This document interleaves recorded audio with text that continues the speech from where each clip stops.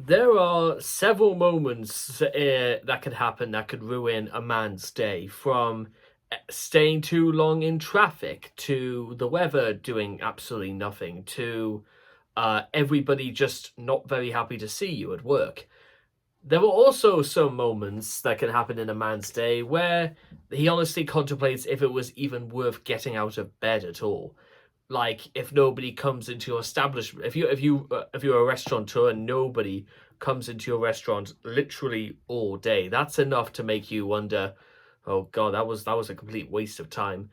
And then there were also moments where, for the sake of this video, I honestly just sort of want to put my hands in the air and say, oh, forget this, that absolutely no way.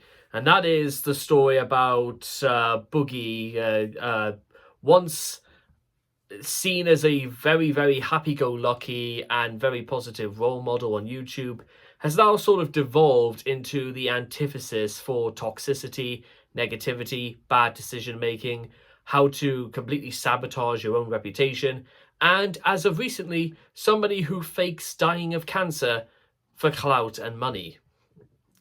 And, well, I could say that's basically the story as it is, because I've talked about Boogie maybe one other time on this channel, and to be honest, from what I gathered is that Boogie does not make terribly good financial decisions. He, among other things, doesn't really seem to understand that through his own actions, it's incredibly difficult for him to find work. Whatever work he does find is, well, remember, this is the guy that Keemstar went out of his way to organize a boxing match between him and Wings of Redemption, because they were meant to do some sort of freeway podcast between them and Darkside Phil. But because Darkside Phil was just an unbelievable bitch about the whole affair, it meant that they all lost out on $50,000 each. And now, this is sort of what it's come to.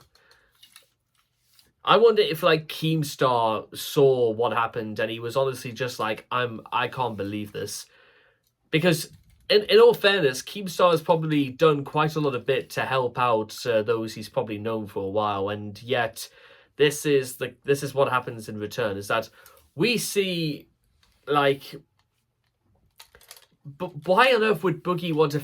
I mean, we all know why Boogie would want to fake dying of cancer, because he knows he's very desperate on money, and he will resort to doing very desperate... It's something you've got to understand, ladies and gentlemen, is that desperate people at times do very desperate things. Whether it's completely ratting out your own audience for thinking that you know more than they do, to literally sleeping with your own mother, to faking your own funeral like those two 600-pound sisters, to and including fake dying of cancer, or going out to get a cupcake. There's basically, what I'm trying to say is that there is really no depths to which some people can literally not sink. And whilst there is a lot to be said about, again, guys like EDP, and even more about DSP and whatever the hell Chris or Sneeko or Neon or Jack Dorothy or whatever the hell those guys are up to right now, this is almost it. Quite literally the very bottom of it.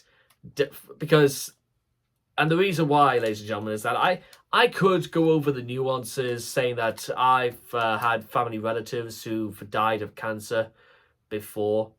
From my nan, who died at the age of 85 9 years ago, who died of breast, and then it devolved into brain cancer. So I could say almost immediately that. And then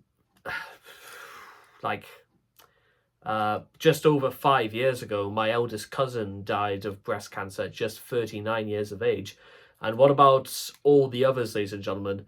All those who have died of breast cancer across the ages, as well as those who are fighting tooth and nail right now in this world from cancer. And then you get people like Boogie, who just wanted to use this just to make money. I almost feel like I'm almost transforming into discount Moist Critical right now, but you know what? But actually, to be honest, quite kind of like Moist Critical, I'm going to go and get my Ernest tat for 1 second. That's okay. That's much better. So just this whole thing is. I was meant to start making videos like 45 minutes ago. It's nearly 10 o'clock at night, and I am just overwhelmingly exhausted. And then this sort of thing happens. And that, if you know what, if there comes a point, ladies and gentlemen, where if Boogie could somehow find a way to dig himself deeper, I don't exactly know how he can possibly do that, because this is still pretty low, all things considered, but I imagine that will be his epitaph. That he literally lied about dying of cancer. And I don't really know what else I'm meant to say right now, because I actually don't really know what else I'm meant to say.